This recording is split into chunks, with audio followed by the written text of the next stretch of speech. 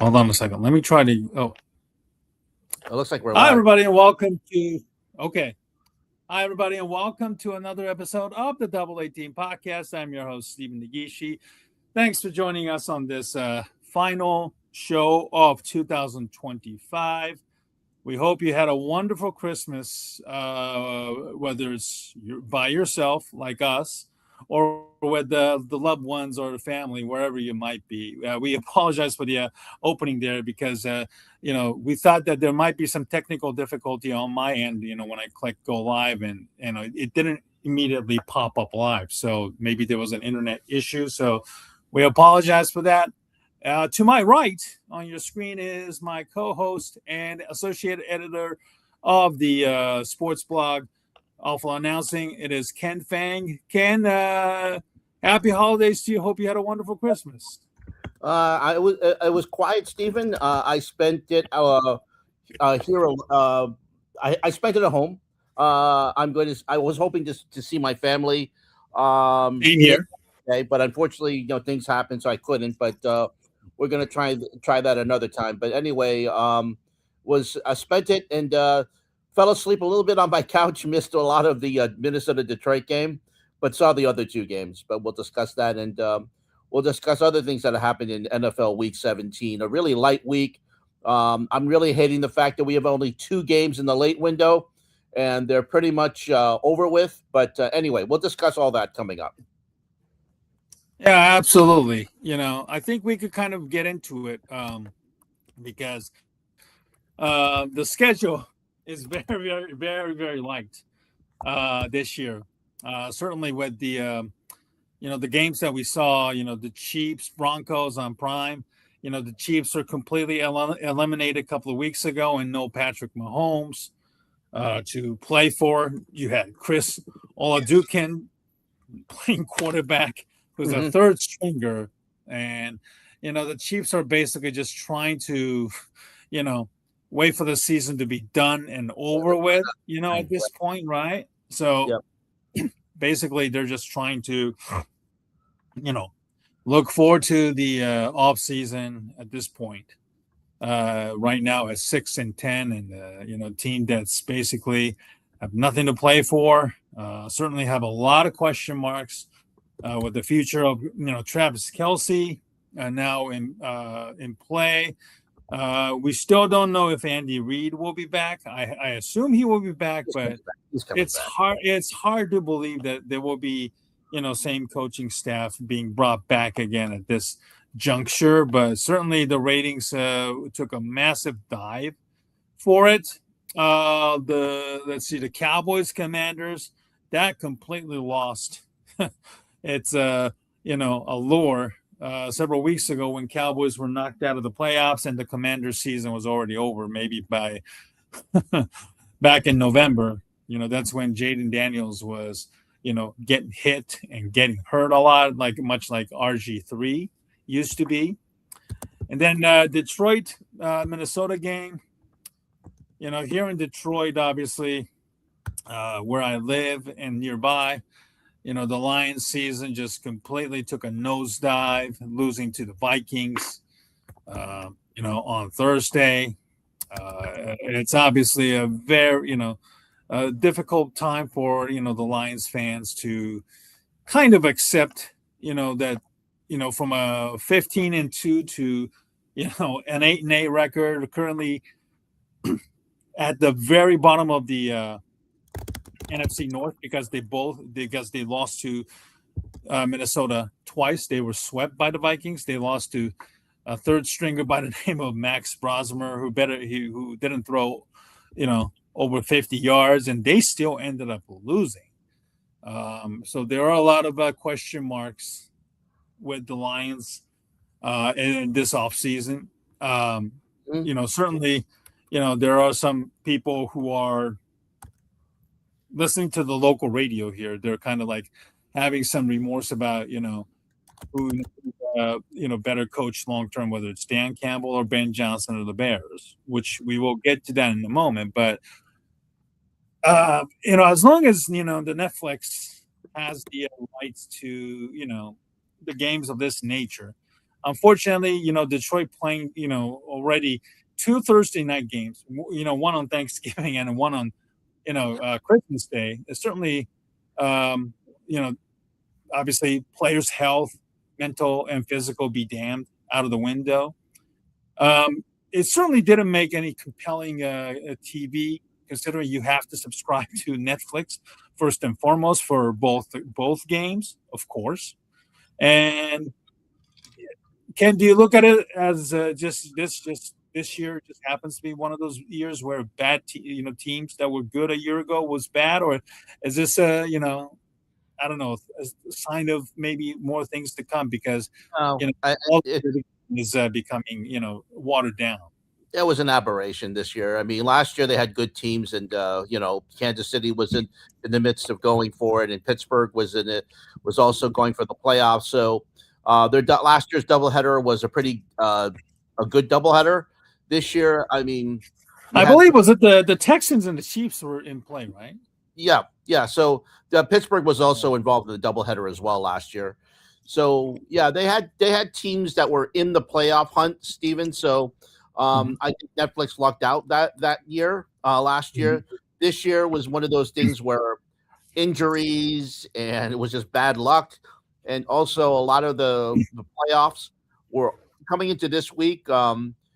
Had some things worked out. We may not have had any drama for next week in week 18. Luckily we do. We have a couple of winner take all games, and we'll discuss that later. But the fact is that this year was just a year of bad luck. You know, Amazon was hoping Denver and Kansas City would be a good game. They thought, well, hey, we have Mahomes. Denver was a surprise. Of course, they're going to win the AFC West this year.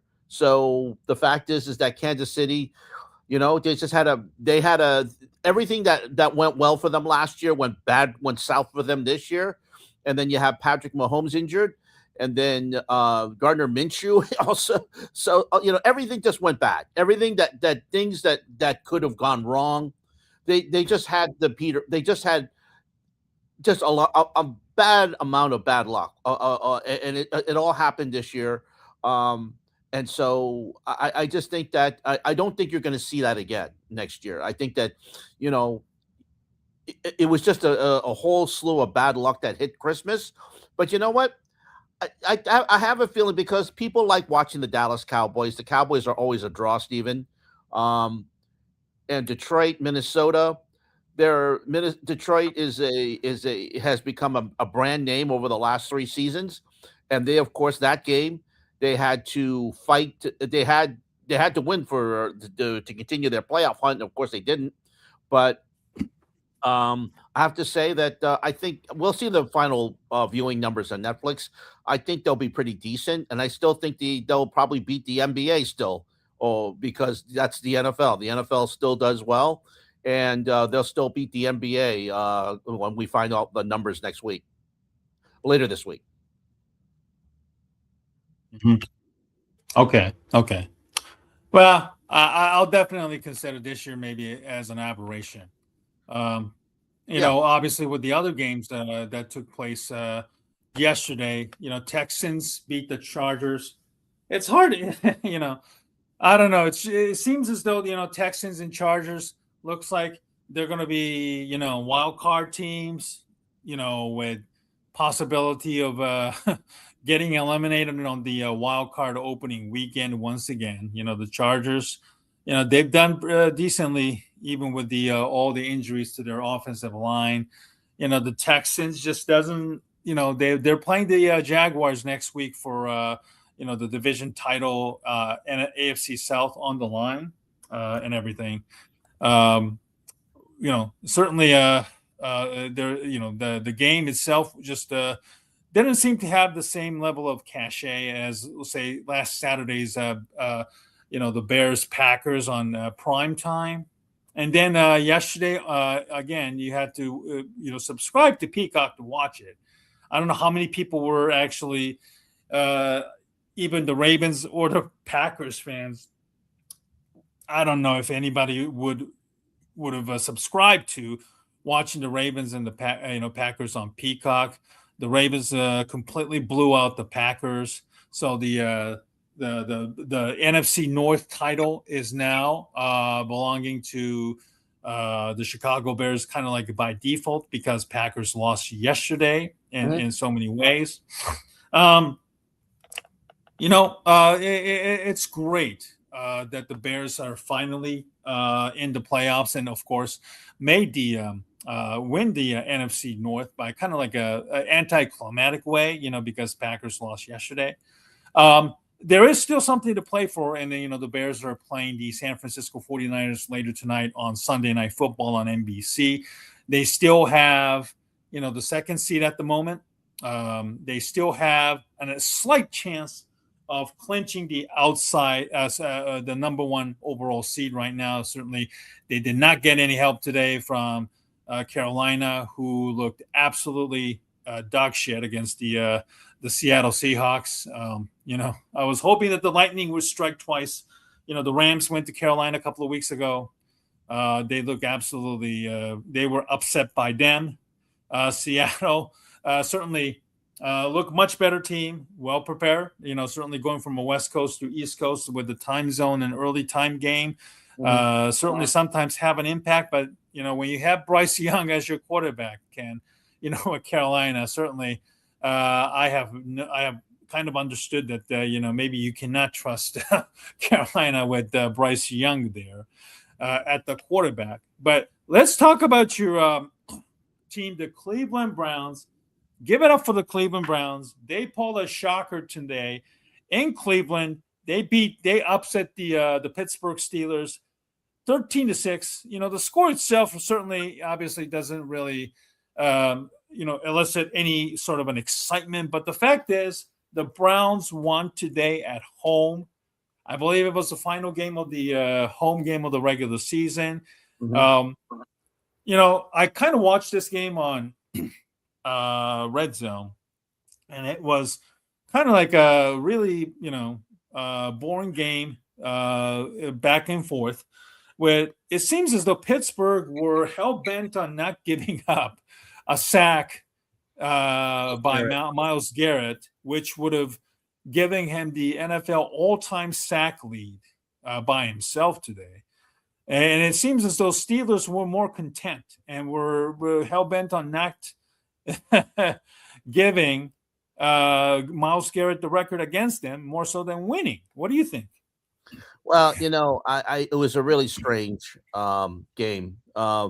Shador Sanders didn't look very good. He threw two interceptions, which are really horrible. But that touchdown he threw to Harold Fannin Jr.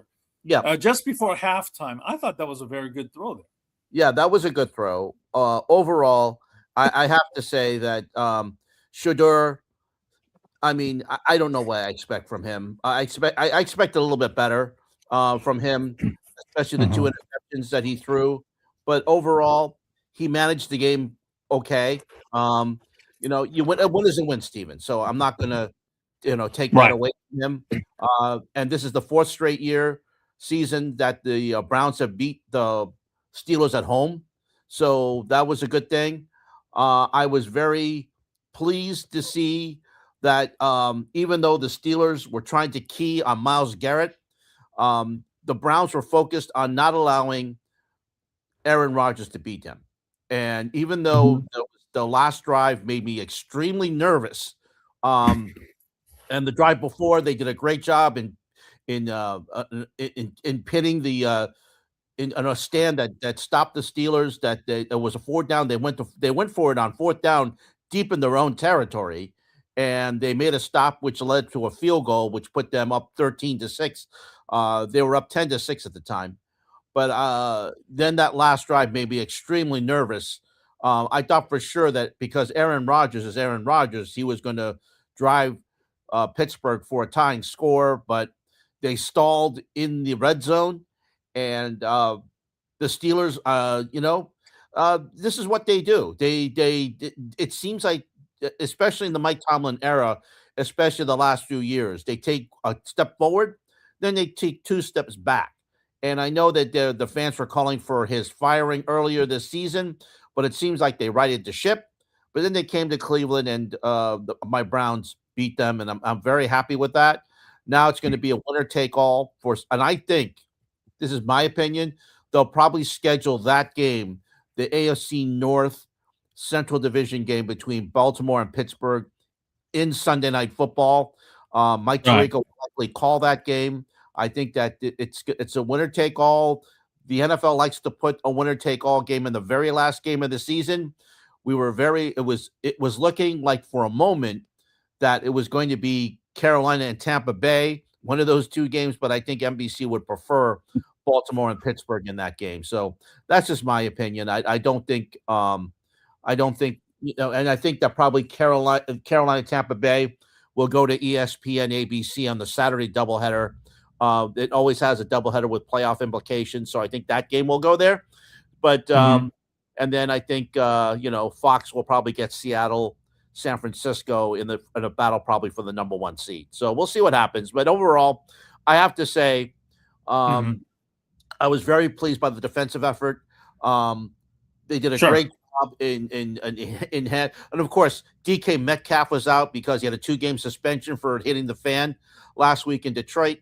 But Right. And by the way, thank you for bringing that up because I live in the Detroit area myself, and we'll talk about, the guy, his well, embarrassing press conference and the fan behavior in a moment. And then, that and guy's a then, there's no question, Steelers certainly benefited from not having DK Metcalf, because they kind of like became very, very one-dimensional because outside of DK Metcalf, there wasn't anybody else who could have caught that no, pass. And because and nobody it seems stepped like up. again, Pittsburgh was just so concerned about not losing, not playing, not to lose, more so than not to Yeah, I win. agree with that. And when you have only 2 field goals, Stephen, and you're expected to do much better than that. And Yeah. again, not having DK Metcalf was really hurt them. There are a couple of passes that Aaron Rodgers threw that normally he would have caught, but nobody stepped up. So I'll take that. And I think and the Browns are just saying, hey, look, Aaron Rodgers, we're not going to let you beat us. If you want to run the ball, go right ahead. They didn't have Mhm. anybody to run the ball. So overall, a very great effort by the Cleveland defense. A couple of great interceptions as well as Aaron Rodgers, I'm going to have to say, and they they gave some looks that and it confused Aaron Rodgers. He looked confused out there. He never got comfortable, and while Myles Garrett wasn't able to get a sack, it was still the fact is they were able to get some good pressure on him anyway, and force some rush throws. Overall, good defensive effort. 13-6, as you mentioned, isn't going to be a sexy game, but a win is a win. And Mhm. it's really strange for the Browns and us to try to benefit Baltimore. But you know what? It's a division game. You try to do what you can, and I give credit to Cleveland for not quitting. They decided that they're going to play this out, and they decided to play spoiler, and a great job by them. So it's going to lead to like I said, winner take all next week in Week 18. And we'll see where that's scheduled. They'll probably announce the schedule later tonight on Sunday Night Football. We'll see what happens. Mhm. Now, getting back to the Browns for a moment, does today and tomorrow and then next week's game, which I think is in Cincinnati against Yeah. the Bengals with no defense, um, does today and next week results as a Browns fan, does that kind of have any impact on whether they bring back Kevin Stefanski, No, Andrew he's fine. Berry, and Shedeur Sanders, or do you feel like that shouldn't have any sort of bearing, including today's results, shouldn't have any impact on what the Browns should do with the 3 people that I just mentioned? No, I think Shadir's coming back. I think he deserves to come back. Again, like I said last week, Stephen, it doesn't matter if you decide to draft another quarterback next year. You still have to solve the problem with the getting getting some weapons. You need to, they Right, and then also fix the offensive line too. and the offensive line is just horrid. You can draft 85 Heisman Trophy winners quarterbacks. They're going to look terrible behind that offensive line. You could have Tom Brady back there. You could have Right. Dan. You could have John Elway. They would be killed back there, and they would not be Mhm. even we've seen what happened in the number of the first round picks, whether it goes from Tim Couch to Johnny Manziel. It doesn't matter who's been back there; they've all looked horrible. But that's not on them. It's on the offensive line. It's always been on the offensive line. It's been on management. So um, Mhm. they've got to solve these problems. I don't care who you have back there. You can, like I said, you can have Sid Luckman. You can have anybody you want. Back there. They're not going to do horribly unless you can protect them. So you can't. I would love to see. I want Shador to come back. He deserves to. Deshaun Watson, Mhm. unfortunately, has this terrible contract. He's probably going to be the starter unless he gets hurt. But I'm going to have to tell you, Steven, Stefanski's, like I said, he's dead man walking. There's no doubt in my mind that we're not going to see him come back. Kevin Barry's probably going to come back. He probably wants to bring somebody in to be the coach. And I think Shador Sanders should come back. Dylan Gabriel should come back too. I mean, they all deserve to come back. Um, Right.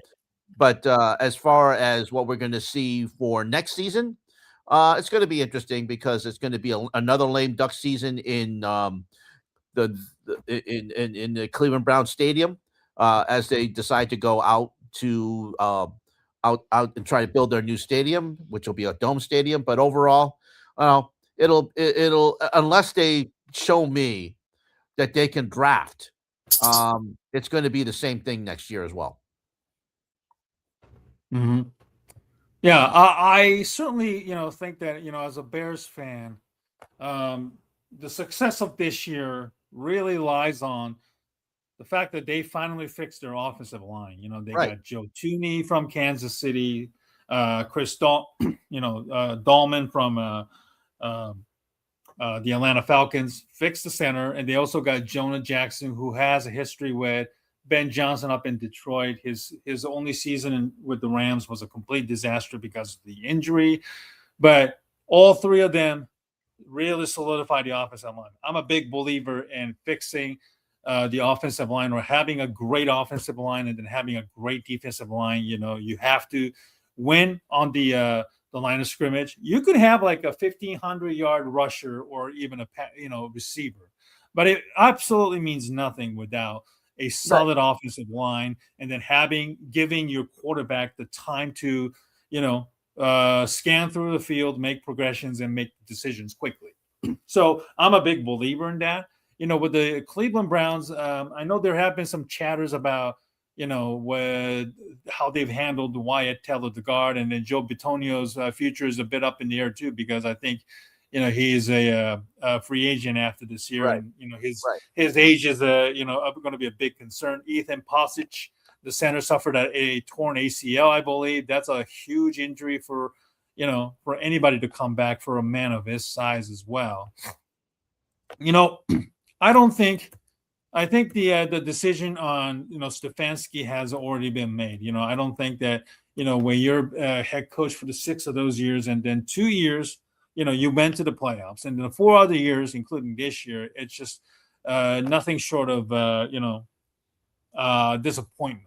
And I know for you, Ken, disappointment would be somewhat of an understatement, just Yeah. how bad this organization has run.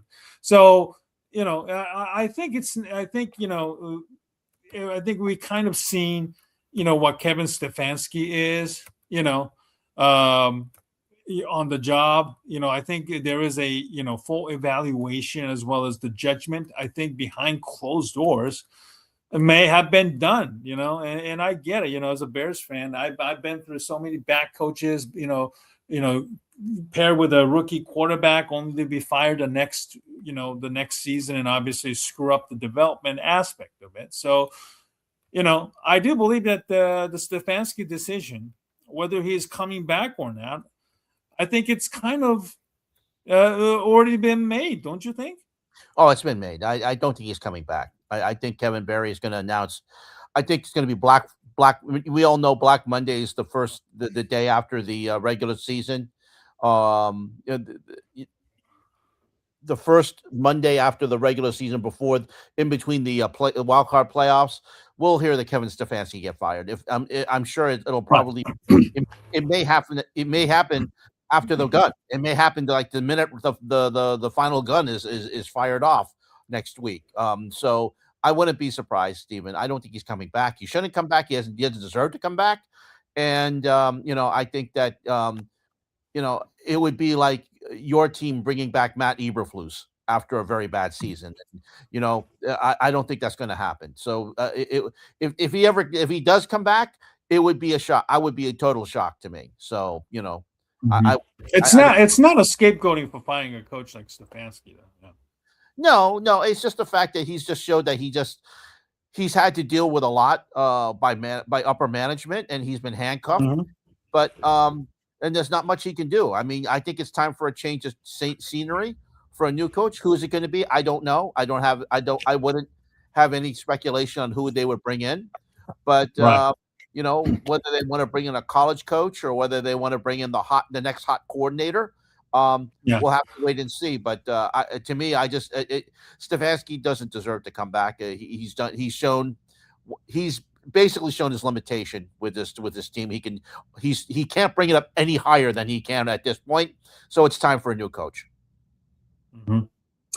Looking at the other games today, the Jets were, Patriots, I should say, absolutely blasted the Jets. It was a 35-3 at halftime, pretty much.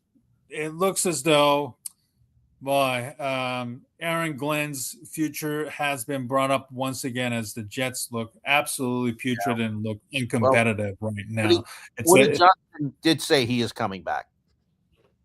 Well, we'll see. We'll see. Yeah. This is the same Jets organization. Of course, this was well before Woody Johnson took over and bought the team from the Hess. They fired Rich Kotite. It was also one and done too, but it was also, coming off a 1-15 season, of course. So maybe record-wise, they're not as bad, but certainly on paper and then on the field, it's certainly today's results doesn't really spark much of a confidence as well.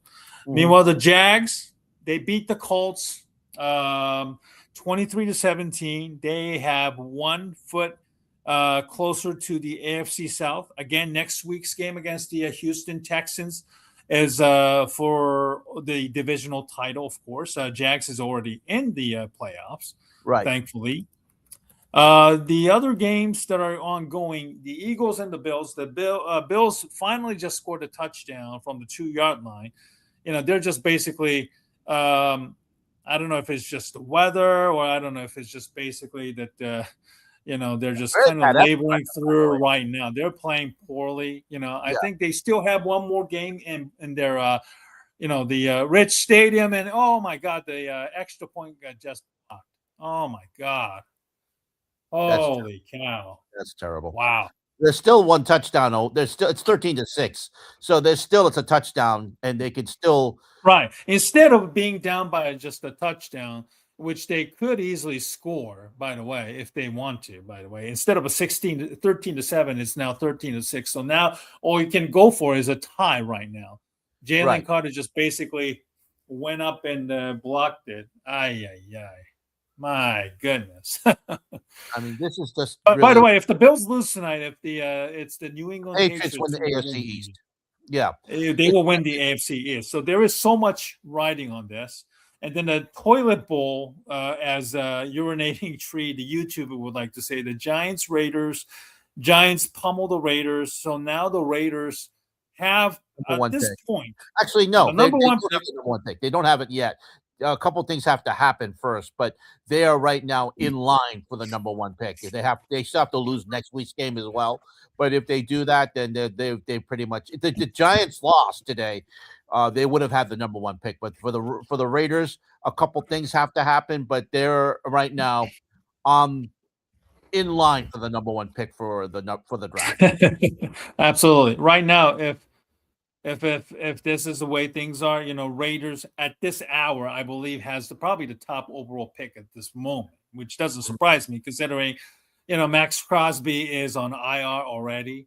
I have a strong feeling that, Max Crosby, by the way, will probably, as long as he checks out healthy, he will be traded. He will be traded at the end of this upcoming off season, whoever it might be, whoever it is. I know my Bears have been linked to him because we need a dominant pass rusher.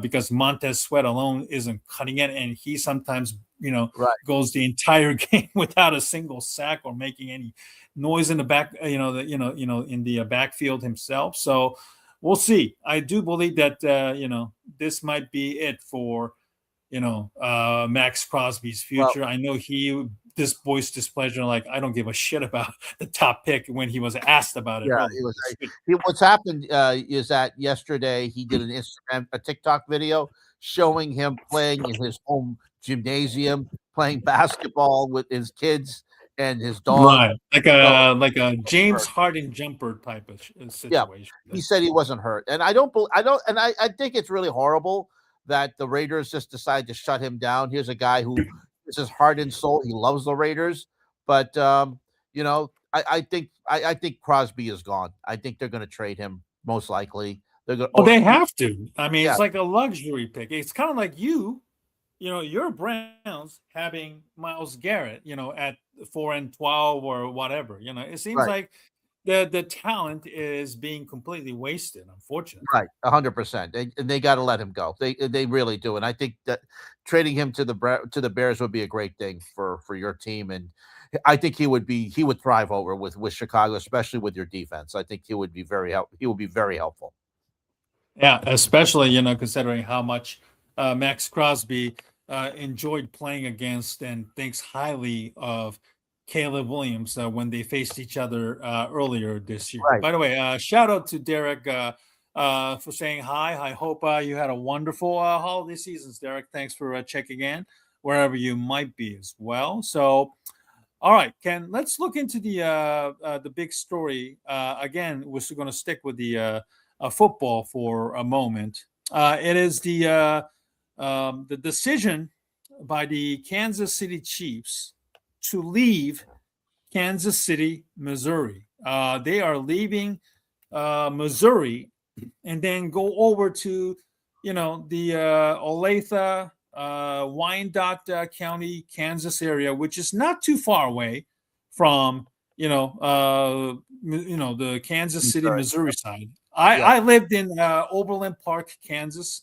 side of Kansas, which Mhm. not too far away from the Missouri border because I drove back and forth on both KC and Missouri on both sides, which is not that far away from where I worked and where I live. So it's kind of like for those who are thinking, oh my God, they're moving in the middle of a nowhere, like in Wichita or somewhere. It's kind of like it's like kind of like the Jets and the Giants. There are the New York Jets Giants, but they play in East Rutherford, New Jersey, which is not too far away. If you've been to that area, you It's could very close to the New York area. right, you could literally see the New York from a New Jersey side. So it's kind of like that. Mhm. But what makes this many people upset about this is that certainly even when I was living, they had a boat which was kind of like tied into with the Kansas City Royals because they were trying to get a brand new stadium deal done in Right. downtown Kansas City or wherever it was. By the way, if you've never been to that side of the uh, Kansas City Chiefs and the Royals, they play in the same stadium, not same stadium, excuse me, but they're The Harry literally next to each other.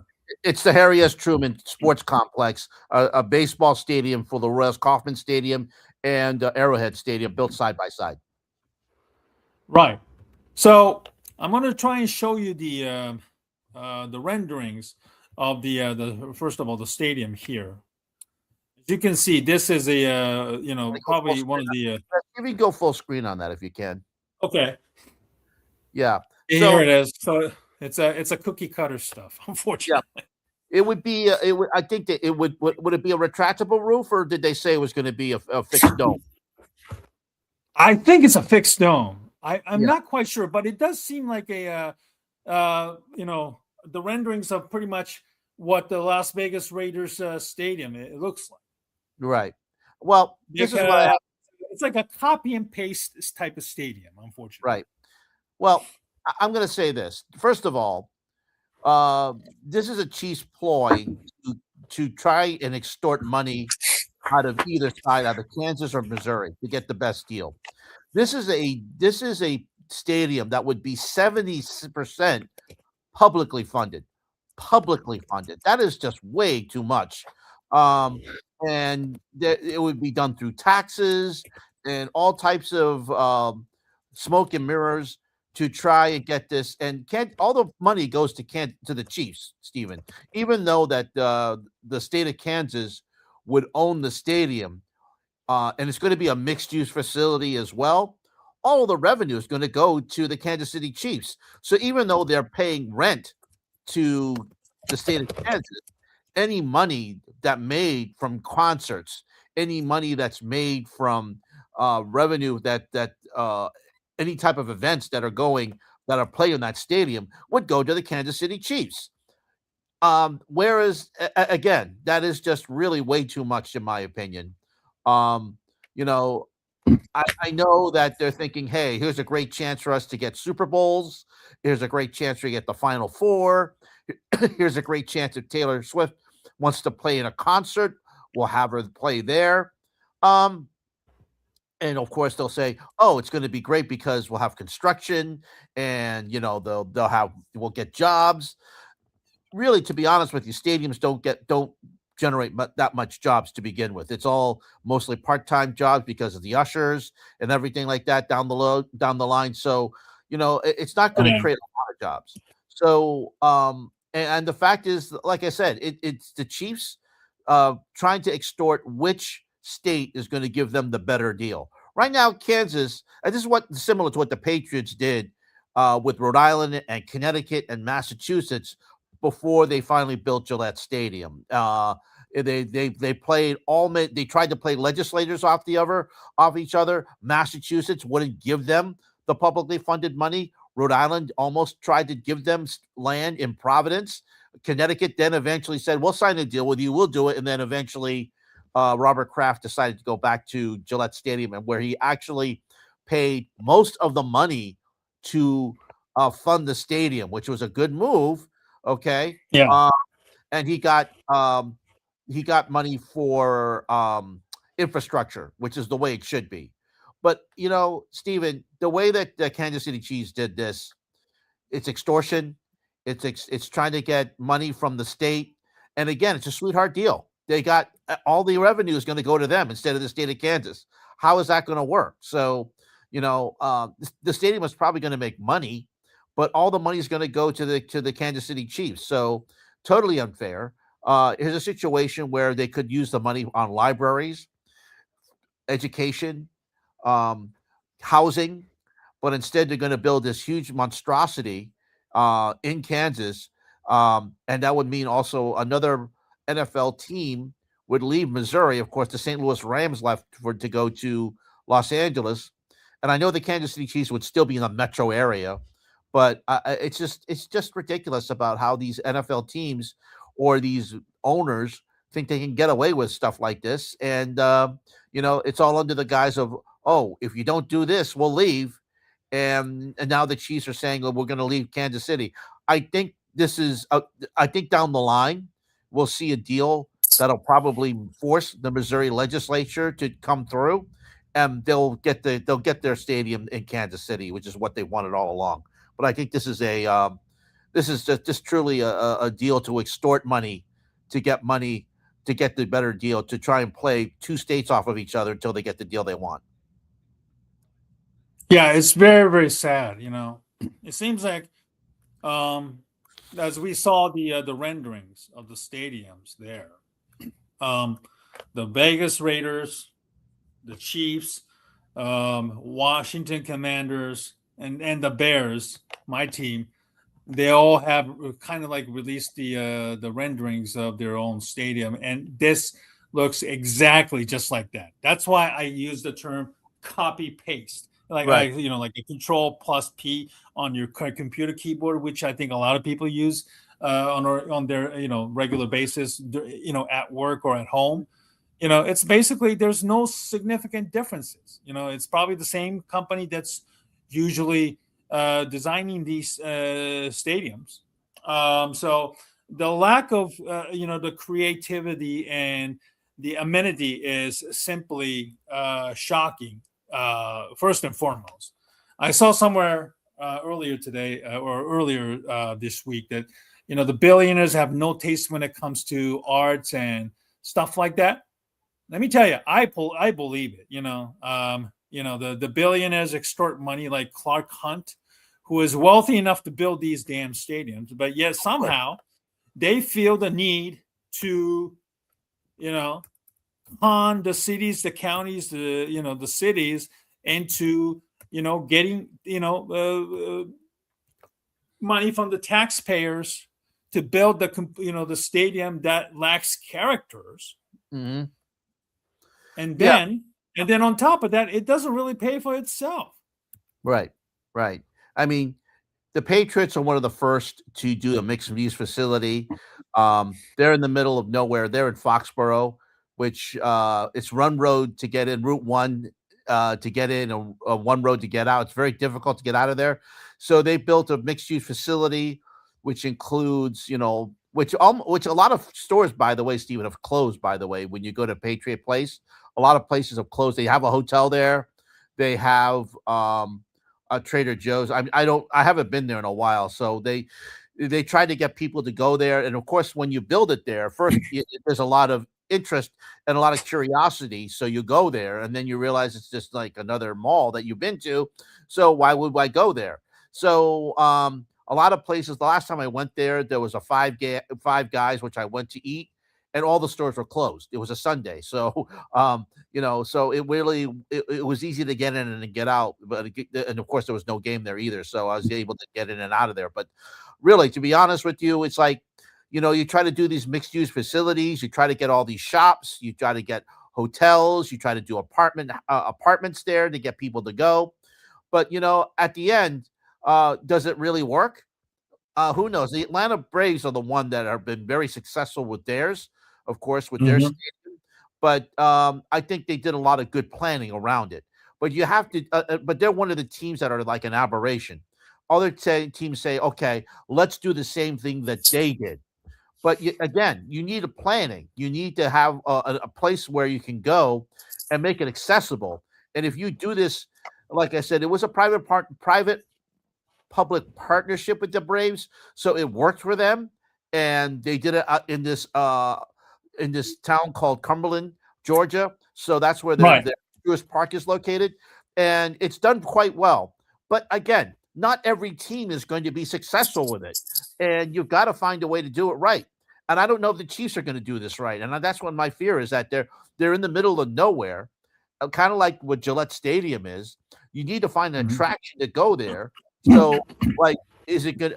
What else are you going to have there? Are you going to have an attract? Are you going to have Are you going to have an amusement park there? Are you going to have? What are you going to do when you're done? When you Probably do? condos and apartments near in Yeah, this nearby. exactly. Exactly. So, but is it going to be enough to attract people to live there? Are those people going to go to say, "Oh, well, I live here. Let's go to a game." They're going to probably be priced out of going to the game. Right. Man, I can see it from the windows of my apartment.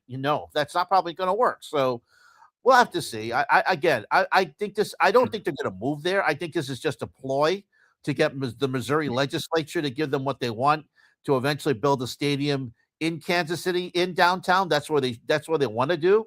And I know Clark Kent says, "Oh, I wish I could do this," and I would try to get a deal. And there's still there's still about 5 years before this happens, because the lease runs out at Arrowhead in 2030, and this building is supposed to be built by that time and be ready. So there's still a lot of time for this. But again, I really don't think this building is going to come to fruition. Maybe I'll be wrong. Maybe this is exactly what the Kansas City Chiefs want. But I think that down the line they'll be going back to Kansas City in a stadium that'll probably be, again, 70% publicly funded, and taxpayers are going to have to foot the bill, which is unfortunate, Stephen. Absolutely. And I say this as a Bears fan because the Yeah. stadium situation with my team Right. is as uh, uncertain as it is. Kevin Warren, as good of a job he has done as a team president, helping to lure and convince Ben Johnson to take the job and forcing the ownership to open up a big, paycheck to get Ben Johnson has failed miserably when it comes to the in the stadium front. He said that there was going to be a shovel already in by the end of the season, and now it ain't happening. And they're talking about going to Indiana, like Yeah. Gary, Indiana, which unfortunately is not exactly, And that area is poor. yeah, unfortunately, yes, it's a crime-ridden, poor area. I think back in the mid '90s, I heard something similar to that as well. Back then, of course, I've heard of that. Yeah, Now that was they recently went to Hammond, Indiana, to kind of do the survey on one of the lands, which I believe is factory or oil land Buffalo just for scored. refinery. Yeah, Buffalo like a just scored. refinery. Yeah, yeah. And it's kind of interesting, of course, again, this is a ploy. Northwest Indiana is just as close to being Chicago as it is to Arlington Heights, where they own the horse racing track that used to be there. That they're Right. trying to build a stadium and everything, and the hotels, condo, shopping center, shopping malls, whatever the hell they want to do with that, with the rest of the land that they own outside of the stadium and the parking lot. So, I'm very curious. This Chiefs stadium issue certainly impacts my Bears team too, not because of the proximity, but because of the how the politicians will handle it with the ownership moving forward. Now, the McCaskies who own the Bears unfortunately aren't as rich as the Hunts or any other owner. They're probably in the bottom 3 or 4 when it comes to being in terms of the wealth from an owner's perspective. Mm-hmm. And I know that they're trying not to use the public funding to build the stadium, but I think they want to work with the state to kind of maybe work around the building of the parking and concessions and stuff like that, which obviously they want to get some sort of a support from the state or the city itself. It's a complicated issue. I don't know if this is going to force the Bears to do the same thing. I think the Bears were kind of in the same timeline as the Chiefs were by, with the Chiefs announcing that they're leaving Kansas City, Missouri, as was the Bears trying to, play, have some sort of interest in the Northwest Indiana area, the Indiana Bears, which doesn't seem all that interesting or, sounds hideous. Nothing against, of course, the state of Indiana, of course, but it just doesn't, considering the, the Bear Down Chicago Bears song, it does have the verse that says, "You're the pride and joy of Illinois." So now what are you going to do? You're going to replace that Illinois with Indiana? It doesn't seem, right. It doesn't sit right with some people, myself included. So yeah, I'm very, very curious how this works out. I'm sure this is going to be something that I think the public needs to have a better opinions or needs to have a hearing on this matter. I'm sure this was not something that the city, Wyandotte County, and then also Olathe in that vicinity on the Kansas side is like, wait a minute, I've never heard about this. Why is this all of a sudden happening? Everything nowadays, it seems as though, with the billionaires, politicians in cahoots, they're all being done behind closed doors. So at least I hope that the public gets to hear about it and have a say on these matters. Which unfortunately in today's fragile, a political world and, democracy, that becomes more and more, it feels like an outlier. Okay. We're looking at the 4th and goal, Bills. Yep. Touchdown Eagles. was reversed because they were down at the 6-inch line. Right. Made, and they originally called a touchdown, but then as they reviewed it, they realized they were down at the 6-inch line. So it's now 4th and goal with 6 seconds left to go. So they just scored a touchdown. Touchdown. Okay. You're ahead Josh of me. Allen powers in from a 6-inch line, crosses the goal line. Man, that extra point miss on that very first touchdown. Oh man, Boom that's going charge. to come back to haunt them so much. I don't know if they're going to go for two here, but Yeah, it's a good uh, point. oh wow, they're going to go for it. Well, that's going to be interesting. So if they're going to win or lose here, so if Buffalo gets this, they will delay the Patriots from winning the AFC East for until next week. If they lose here, if they don't get in, they will the Patriots will win the AFC East. So it's all up to the Buffalo defense here right now. And they take a timeout. Of course. This is an untimed down. I think the time has run out basically, or 5 seconds left. 5 seconds left. So we'll see what happens here, Stephen. Interesting to see what's going to happen. Your feed is a little bit is ahead of mine right now. So right, I'm watching it from the local television, local Fox. Yeah, I'm up on YouTube TV. You're looking at it from Fox 25 as well? No, I'm watching it on my local Fox affiliate in Providence. Oh, okay. I apologize. Fox 25 is Boston. Yep. So they call the second timeout. Okay, so no more timeouts left for Buffalo now. Here we go. Yep. Yep. And actually, Philadelphia called this timeout, by the way. So we'll see what happens here. Okay. So, anyway, but your Bears. No! I'm so sorry. Oh, he was open. My God. And then he threw an incompletion. All right. So congratulations, unfortunately, to the New England Patriots. They are the AFC East champions. Now they will go for the Patriots actually have an outside shot to win the number 1 seed. Denver is in the Denver is easily in the driver's seat right now. So and Jacksonville also has an opportunity to win this. He was wide open. I don't know what the hell. I don't know what Josh Allen was doing there. So yeah, he was open. Khalil Shakir just basically broke to the left, and then he just completely threw a bad pass. Yeah. So anyway, so the AFC East is going to like kind of like yes, last night when the Bears won in a backdoor way. Same thing happened to the Patriots. Patriots are going to I don't really know what Josh Allen was doing there. That was a really strange pass. The guy was open. He just threw to a spot, and Josh Allen's going to have to rue that one. So Philadelphia, after having a little bit of a slump, now has won 3 straight, and they're going to take the NFC East.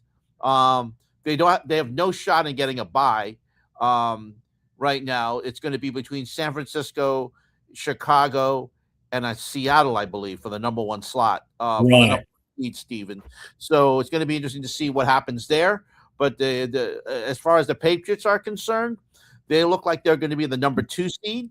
And we'll host potentially host Buffalo in New England in wild card weekend. So that'll be kind of interesting to watch that happen, Steven. So that'll interesting. That'll be quite interesting. So right now, as it looks right now, as we now know the seeding for the AFC, Buffalo has pretty much, and they tried to do an offside kick. It was horrible. So again, Buffalo's going to lose this game. They've lost the game. So Philadelphia, see what winning does, Steven. After a lot of doubt in Philadelphia, after they had their midseason slump, I think they won 3 straight. So, and I think they have to play the New York Giants next week. So I think that they can rest some players and get ready for their game in the wild card weekend, probably as a number 3 seed. Good on them. And then, of course, next week we have, of course, the NFC South championship game between Carolina and Tampa Bay, and the AFC North championship game, which will be between Baltimore and Pittsburgh. And, of course, AFC South is going to be decided next week. And the main seeding for the number 1 seed, Seattle and San Francisco, that'll probably be played on Sunday night. I mean, not Sunday night, but the late afternoon on Sunday. That's if that's if I were scheduling the NFL. Obviously, I'm not. But we'll have to wait and see on that. Mm-hmm. Yeah. Eagles' best shot is at number 2 seed right now. So if they want, they have to win next week and then hope that the Bears lose tonight and also against the Lions next week, which probably won't happen because obviously the Lions have nothing to play for pretty much at this point. So, Right. you Right. know, right. Wow. Okay, so let's finish off our show for this year with a bizarre story that is happening in my neck of the woods. Of course, that is the crazy Lions fan versus the Steelers receiver DK Metcalf. It all happened last week at this time because Metcalf punched a Lions fan. Um, Apparently, these two have had some beef dating back to last year as well when Metcalf was still with the Seahawks. And Mm-hmm. yet, this guy, for whatever reason, the guy who got punched is having a weird beef with DK Metcalf for whatever reasons. That's dating back to last year. Now, NFL did say that they did conduct an investigation into this matter, and then DK getting punching a fan, and he obviously lost his cool. Now, of course, I do not condone a player attacking a fan by any stretch of the imagination. Obviously, the suspension it's somewhat warranted. But to me, it feels like though it's kind of a little bit one-sided because if you watch this guy, I'm going to share a screen of this guy, having an embarrassing press conference this past week, or at least yesterday, talking about it. Here, I'm going to play this one. See, you can be a judge for yourself. It is really hard to get me upset, but there's two things: animal abuse, racism. Like, I get hot right away. Like, I can feel it in my face. It gets all warm. So I guess I want to be crystal clear about one thing. I didn't use any racial slurs, no hate speech. I mean, none of that stuff at the game. Actually, never. 15 years season ticket holder for the Lions. I've never done that at all. So, to Kalen, if you're watching this, man, if you could just say that, please. Like, my family's getting threats and stuff, and it's not cool. So, whether you said that or not, I'm sure you didn't want that to happen to the family. Even if you did, like, I forgive you, man. That's all I got. Go. First of all, this guy's full of shit. I'm sorry. I know people mock. First of all, look at this guy wearing his hat, backwards. Okay, that's the first thing that people mock him for. There's that, of course. And second of all, first of all, this guy. Why did he go to Seattle and start harassing DK Metcalf when he's a Lions season ticket holder for 15 years? Right. Well, that doesn't really make much sense at all. Let me just say this: the Bears and looks like the Eagles and the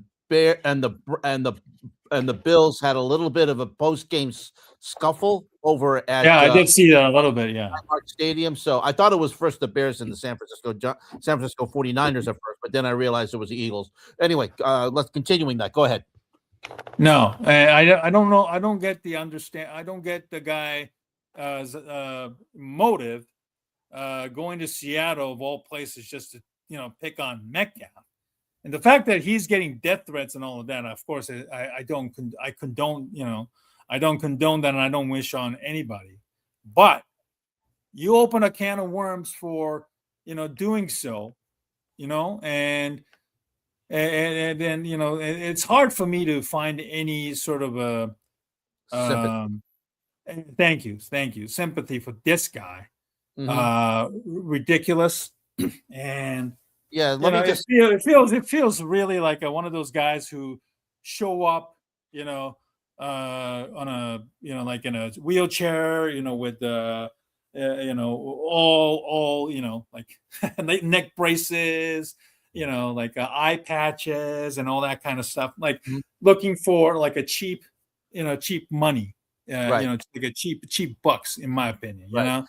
Yeah. It feels embarrassing for a man of this ilk to like have a like pretending that he's a victim here more so than anything else. Yeah. Jay Glazer reported on Fox NFL Sunday earlier today that the Seattle Seahawks knew about this guy. They knew about this incident that DK Metcalf had complained about him, and they looked into it. Um, the Steelers did not know about this, so this is something that they didn't know about. But the Seahawks were aware of this fan. They investigated it, um, and the fact is that the NFL knew about it as well. But what's interesting is that when Pittsburgh signed him, they were not. They didn't. Seattle did not tell them about this. But still, you don't expect something like this to happen. And then this guy just seems to be obsessed with DK Metcalf for some reason. Again, don't condone him hitting a fan, but for him now, apparently, according to Jay Glazer, this guy, and it was seen on video, especially the last year's incident when he harassed DK Metcalf, that he went back to his seats and said, "Look what I did! Look what I did! I managed to rile him up." And again, apparently, there's video of him doing the same thing in Detroit last week. That's first of all, why are you so obsessed with this man? Okay, and I don't know if you said something racial, a racist thing to him, or tried to use his name. So it's alleged that I'm he's I'm fair or not, I'm probably leaning more towards that because yeah, and being called the Kalen yeah, isn't going to set off anything, to be right. honest. But there's something there. There's when and as one of my friends who said to me when a guy says, "Oh, there's no story," he goes, "There's got to be a story there. If you tell me that there's no story, I'm going to follow and think that there's a story there because when there's smoke, there's fire." So I'm going to say, Stephen, that and then we'll probably have to leave it here at that. This guy, um, again, was a bizarre press conference. I felt bad for DK Metcalf. Again, you don't hit a fan in a situation like that, but this guy, he's a strange guy, and I have a Well, feeling. look at the photo there. Look at the photo there. Yeah, oh yeah, I have a feeling we're not going to. I think the Lions will probably take his season tickets away. I think I believe he's a season ticket holder from what I understand. Right. He said he is a season ticket holder for 15 years or something. Yeah, I would not be surprised to see his tickets be taken away. I mean, your season tickets are not a right; they're a privilege. Okay, and the teams have the right to take it away if you're going to do this type of behavior, and it's Exactly. it's not right to try and pick a fight with a player. And you know what? I'm the more I read, I'm not going to say it was justified. But I am going to say the more that I read about this, the less sympathy I have for this fan. I have none of whatsoever. And Nope. DK Metcalf, I know that you got, and I give the Pittsburgh Steelers total credit because they did not negate his bonuses. I think they knew what was going on. He had to. Yeah. They said they had the potential to lose $45 million. I don't believe that's a stupid figure, some stupid reporting, but they're not going to negate his bonuses. They're not going to negate anything on him. I think they realized what the situation was. And so good on the Steelers for at least honoring the last two games of his contract, even though he has been suspended. So I think that the Steelers understand the situation. I think Right.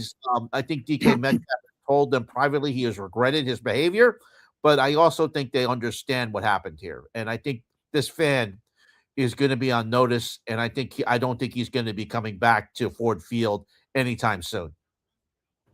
No, I think he just opened himself a lot of open up himself for some sort of an investigation to his personal life and what he does on and off the field as well. So good luck. This is what you wanted. This is what you're going to get. Whether it's fair or not. So hopefully this guy, and DK will eventually, you know, have their day in court, one way or another, and we'll see what happens. I live here, so I'm going to hear more about this guy and his backstory moving forward. So whether I like it or not, it really doesn't matter because he's the one who decided to pick a fight with DK, and then DK retaliated. So this fight is just the beginning. We'll see how if there is any end game and how it's going to end. Well, speaking of the end, Ken, thank you very much once again for a great year. 2025, obviously, this is the last show this year. We hope to be back again a week from tonight. Of course, final week 18 of the NFL season will be determined. We'll find the seedings all taken care of by then. Ken, I couldn't do this without you this year, so I appreciate you, sticking and then being patient with me all these years. And I also want to thank the people who have been watching our show pretty much, whether it's on the X or on our YouTube channel, which is Ken's channel, to watch us almost every week, us rambling about sports and everything. So thank you very much. And Ken, I'm going to give the final words for you as well, for anything you want to say to close out this year. Well, Stephen, thank you very much for giving me this platform. We do it every week. I'm very happy to have this platform, and also everyone who's found our channel. So thank you so much. We didn't have as many people as we did last week. We have 87 people watching, but we'll take that. Well, anybody who watches us do this thing for that, us talk about the NFL or our thoughts on U.S. soccer, which are quite outspoken. We both have our opinions on U.S. soccer. Absolutely. Yes. But we talk about a lot of things here on this channel, and we also the whole point of this channel was to talk about bad behavior against the Asian community. That is our mission statement. We will continue to do that when we see bad behavior, and especially like this behavior by this fan, we'll call it out. So we're not afraid to do that. We'll also have talk about, and Stephen has done shows with guests. I've also had my guests here as well. So we thank you very much for watching. We thank you very much. We appreciate it. Next week, we'll probably have a discussion. This week on my Substack, I'm going to have my biggest sports media stories of the year and also my sports media predictions. We'll probably go over that next week. But in the meantime, we want to wish you, thank you for watching us. Thank you. We hope you have a great new year. Be safe out there. We want you to come back. I always tell people at my job when someone loses a car or something like that, I said, look, we can replace a car. We can't replace humans. So make sure you're safe. Make sure you come back to us. Make sure you'll be here. We love to hear from you. We love to hear that you're subscribing. So thank you so much. And thank you very much for watching in 2025. And we'll be back in 2026. And we'll see you all next year. Thank you so much. Thank you very much. And by the way, I'll have a show with my good friend from, Jacob Infante from the Windy City Gridiron to talk about the Bears, this tonight's game, as well as the off season as well. So we'll do that tomorrow at 3 p.m. Eastern, 2 Central. So we look forward to having you on. In the meantime, for Ken Fang, myself, have a wonderful holiday season, and then enjoy have a safe and pleasant New Year's Eve. And then we will see you on January 4th. Have a great night. Take care, everybody. And thanks for watching us this past year. Happy New Year.